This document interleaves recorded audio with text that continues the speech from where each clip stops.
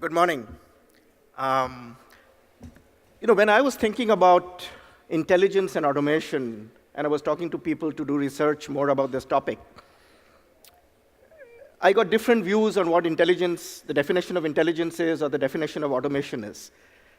So when we were researching about this topic with my team, I just thought it is going to be intelligence and automation, but it's very simplistically presented over the next 15, 20 minutes. And in many different ways, it's going to be about first principles of intelligence and automation. I just hope that you guys don't think that I'm just talking about garbage. Or maybe it is. So this was, and we'll just go flick through the few slides that I have over here. This is from the movie Fences. You might recognize Denzel Washington here. So garbage became automated. This is in the 60s. The movie was set in the 60s. This is actually a neighborhood where we live in the US, where it's become even more automated. And then this is in London, where there are smart garbage bins, and you know when the bin is full, not only that, you know what chemicals are there. So you can see the way, and if you look at intelligence and automation across time, right, associate automation with more mechanical and associate intelligence with more software. And you can see the progress from left to right. Another case in point is a pail of water on a fire. This was in Indonesia when there was a fire was running, and you extinguish it, automated sprinklers, and this is an intelligent fire system that tells you even which way you escape from the apartment or the building, right? And you can see, again, similar to the previous chart, how automation and intelligence, as you move from left to right, they go up. My third and last example, this is in the BMW showroom in Munich. This was in 1927, the first IC engine that was invented by BMW, completely automated. And you can see the cars that we were used to when we grew up in India. Our parents drove in India, and you can see the odometer, the fuel gauge, the temperature sensors, and so on and so forth. And many of you would be able to see this. And then last and not least, you have your Prius, which is quite automated. And then we have the completely automated ADAS systems and fully autonomous driving. So as we look through this, we get a sense of what automation is. Physicality of the tasks, and as complexity increases, there's more of intelligent. Physicality is associated with mechanics. Complexity and intelligence is associated with more complex tasks. And as we go through this and we decompose this a little bit, and we look at this, and this actually is a study, as you can see from the Harvard Business Review, right? You have data. What do you do with data? You predict. The predictions. How do you really predict? And you move from data to prediction, and we'll see the theme continuing down a little bit more, right? Judgment. What do you do with data? You use your judgment in different practices, whether you're a doctor or whether you're a driver, you're going to judge, and then you act. And ultimately, there's an outcome, right? And take two use cases, and here's the first use case where a doctor is, you get your scan data, your ECG data that you can see. The doctor looks at it and says, well, if I prescribe medication X, there's an outcome Y. If I prescribe medication B, there's an outcome Z, right? So he makes a judgment, then there's an action, then there is an outcome. And similarly, we take the same theme across cars. This is on the Tesla, right? They have a radar, they have 12 sensors, and they're collecting data all over. And the way Tesla works, I'm told, is they have their fleet data, the worldwide fleet data that builds the reference data. So it's like a control set. The reference data predicts the right driver behavior against which your driver behavior is benchmarked, right? So you're always benchmarked, and you're predicted against the right driver behavior, which is predicted. And judgment, you have a choice. Either you allow the car to judge for you, or you take over judgment and you judge yourself, right? Then there is an action, and ultimately outcome, and as Elon Musk himself said, we have reduced accidents by almost 50%, and that's the outcome. Right? So as we decompose this, and you'll see this theme of data, prediction, judgment, action, and then outcome, and this is the theme that really continues right across this. Let's move over to a different aspect of automation and intelligence, and let's look at the impact, and it has twofold impact over the years on products and on labor. Labor markets have been changing since the last 2 centuries. From the 18th century, you had industrial automation, and the labor markets were changing. But more importantly, let's see the impact on products. If you take a look at this, and I'm going to introduce the concept of tasks versus prediction. Now, what is happening is what were previously construed as tasks are increasingly over time being defined as predictions. And you can see some of these things. And this is a very, very interesting development that is taking place. So if you look at some of the diagrams there, it's a simple financial accounting tasks. where somebody's doing a data entry or a ledger entry, they're balancing, and there's a P&L, and so on and so forth, right? And similarly, in photography, you see the other question. They had the original film. They had chemical film-based photography, which is being replaced by digital photography. And there were simple tasks. But what is happening over time is, and as you move to the right, is if you look at how the basics of autonomous driving, the algorithms are developed, if you just develop those algorithms based on tasks, you would have infinite if-then conditions. If a dog came in the way, you would do this, or if a cat came in the way, and a cat is different from a dog, and so on and so forth, as opposed to changing the task to predictions. And the entire thesis is that you predict how the driver, whether it's a cat or a dog or a human being, you predict how he's going to respond. So increasingly, the algorithms that are there, as you can see similarly, when you have a chat help desk, right, and you're replacing an automated chat that you have with a person over there, and you can see that the tasks will move to predictions in terms of what is the problem with you, what problem are you having with the system. Yes, there were so many problems that you were having earlier. Because we have a control set of those problems, we know how to predict what problem you're going to have.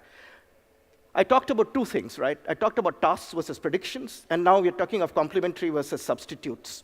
And this is, again, a very interesting concept, is that as the price of the core activity goes down, the complement price will go down, and the surrounding value of the substitutes will increase. The ecosystem value will increase.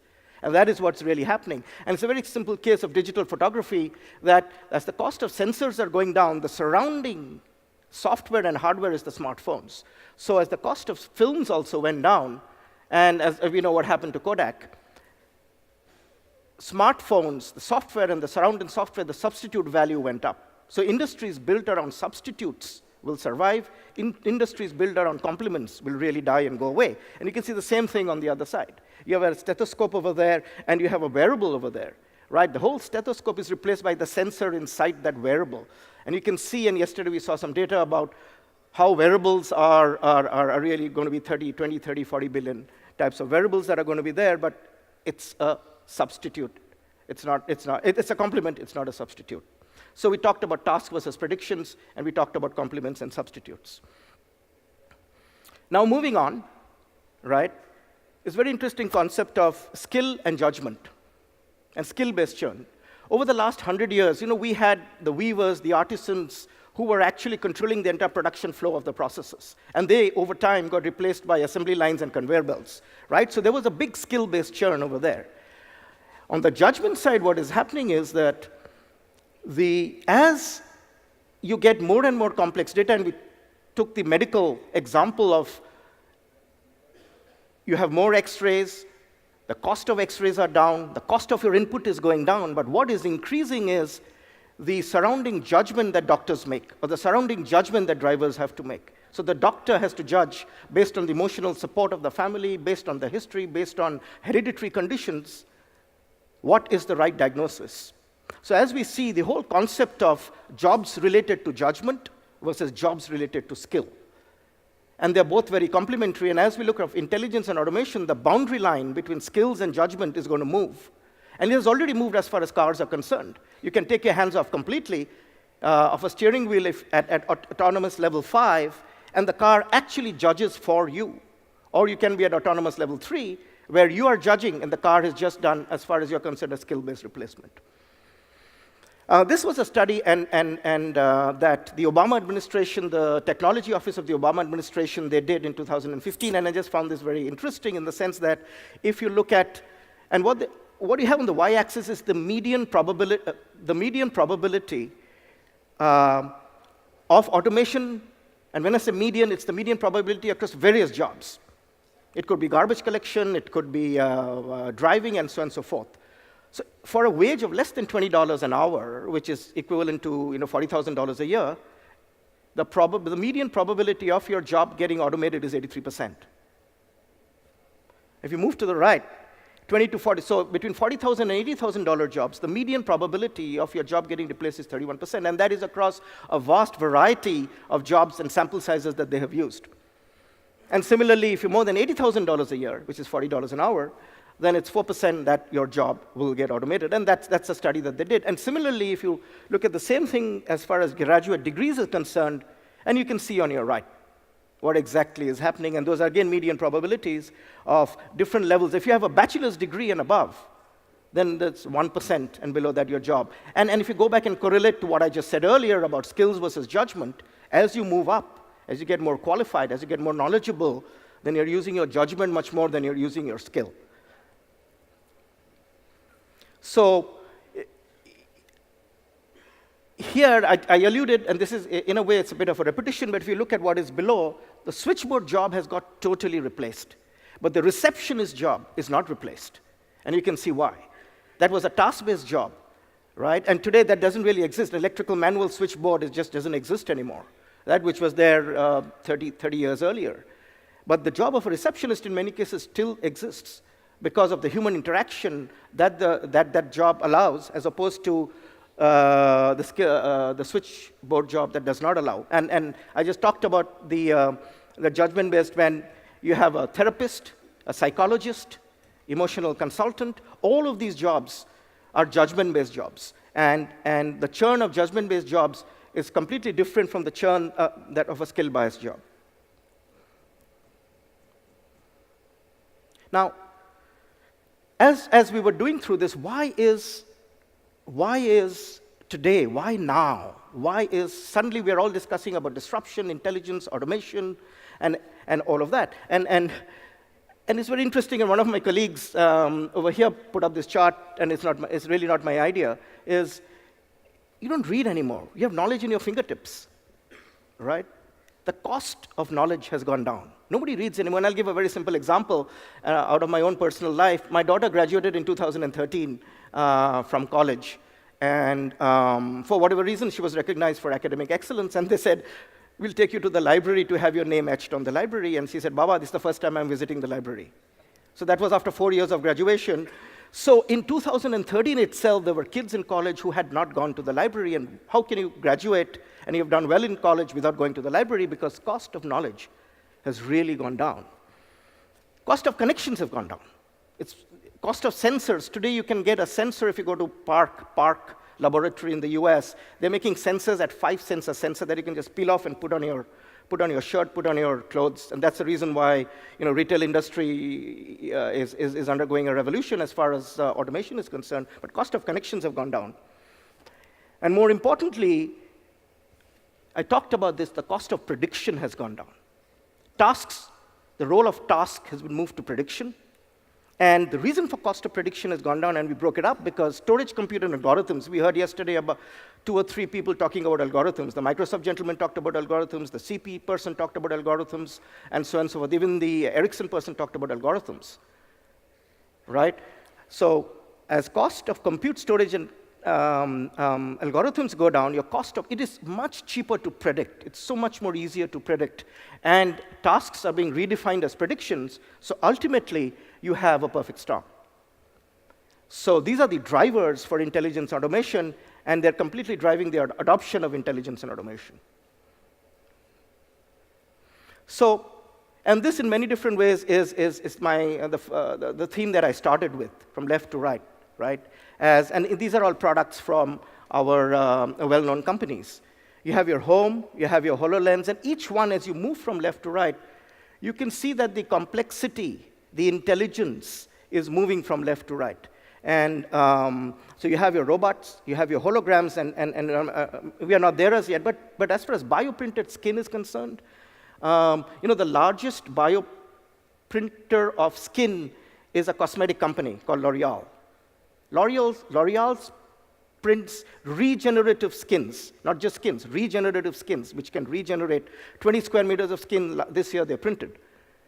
Right? There is a Chinese company that is printing arteries. Now, if you add up skin plus arteries plus heart plus liver and then the brain, over time, the rest is left to our imagination as far as where we are going with automation and intelligence. And I will end by saying that the best way to create future is always, best way to predict the future is to create it. But I just won't leave it like that. I I want to invite my good friend Arvind on stage. He's from Automation Anywhere, and it's a company that has truly created the future. So Arvind, please come on stage. So for many of you who don't know about RPA is robotic process automation. And Automation Anywhere are the Goliaths in the world. They're a unicorn and a Goliaths of the world as far as Automation Anywhere is concerned. And we requested Arvind to come on stage and take a couple of questions. So Arvind, what do you think? Is it the perfect storm? Is it the time when all the forces are converging and you see growth? Or do you have a different point of view? Absolutely the perfect storm. And we find ourselves in the eye of the storm. A couple of years back in the robotics space, companies used to talk to us and say, should we do this? Or should I wait for someone to do this and then should I follow?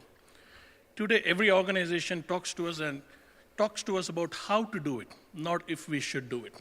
And one of the reasons it's becoming more pervasive is as the space has matured, people have started realizing that it's not about humans versus bots, but it's humans and bots collaborating together.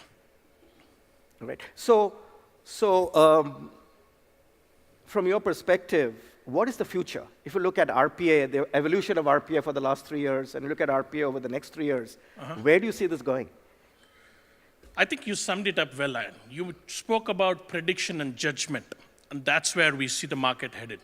So what needed to be done in terms of rules-based processes and stuff, I think we are pretty mature out there. We have various technologies. We are focusing on cognitive solutions. We are focusing on real-time analytics, which leads to prediction. And that's where we are putting all our energy behind, and that's where the market is headed. Excellent. So, we'll just end with the last question, and all of us know who the largest employer in the world today is, right? It's Walmart. But by 2020, I believe that if Automation Anywhere is to be believed, that the world's largest employer workforce would be a digital workforce. So I'll let you explain that a little more. Yeah, I mean, our ambition is we want to be what Uber is in the transportation space, what Airbnb is in the hospitality space. So yes, we do have an ambition to be the largest digital workforce provider. But like I said, we want to do this by taking the industries together. Because as we progressed in this journey, we've started to believe more and more that humans and robotics need to work closely together. So today, as a digital workforce, just to give more credence to our ambition, today we are about a 500,000+ digital workforce provider. And we hope to reach about 3 million by 2020. Well, thank you very much. I hope you enjoyed the presentation. Thanks a lot. Thank you. Yeah.